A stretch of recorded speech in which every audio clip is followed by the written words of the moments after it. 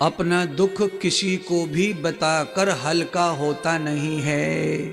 ये ध्यान करो। पहले तो आप अपना दुख बताओ।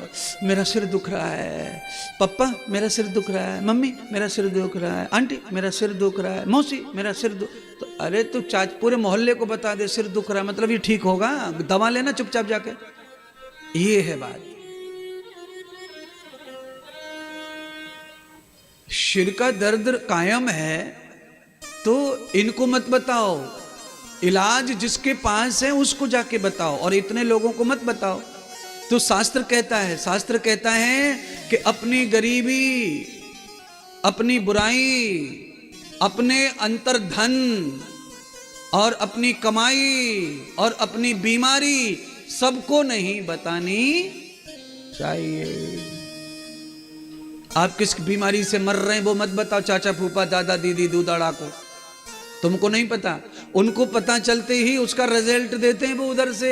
रिजल्ट क्या देते हैं उन्होंने? तुम्हारी 10 साल पहले हुई होगी थोड़ी दुद्दुक दुद्दा, वो दुद्दुक दुद्दा को याद करते हैं और कहते थे अगला साला फल भोग रहा है।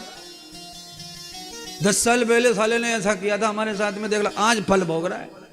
ये तुम्हें छींक भी आ गई तो फल भोग रहा है बोलते हैं वो। इसीलिए इन फल भोग रहा वालों से चुप रहो ना, काय को बताते फिर रहे हो। दोबारा सुनो, अपने शरीर की बीमारी सिर्फ डॉक्टर को बताओ। अपनी कमाई क्या है, क्या कमाते हो, कहां रखते हो, ये केवल खुद को ही बताओ। पत्नी तक को भी मत बताओ, पति को भी मत बताओ। औरतें कह रही होंगी महाराज पत्नी को मत बताओ तो तुम्हारे ऊपर कौन चढ़ावे वो फिर।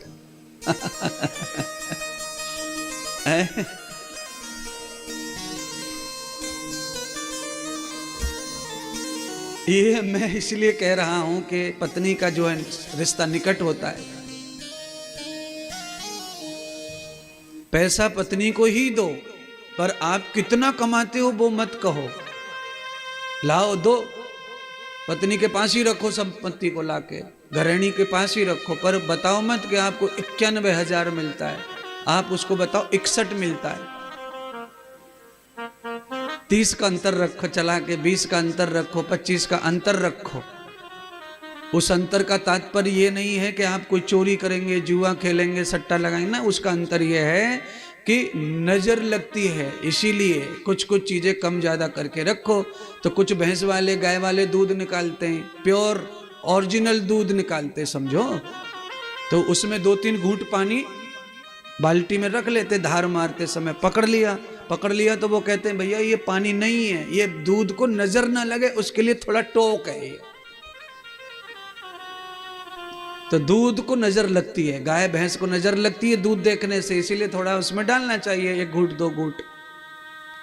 तो पानी मिलाने की परंपरा जो है उस तरह है पहले से नजर गुजर के लिए। तो ऐसे ही अपनी कमाई हुई उसको भी ऐसे ही रखना चाहिए। और कहा गया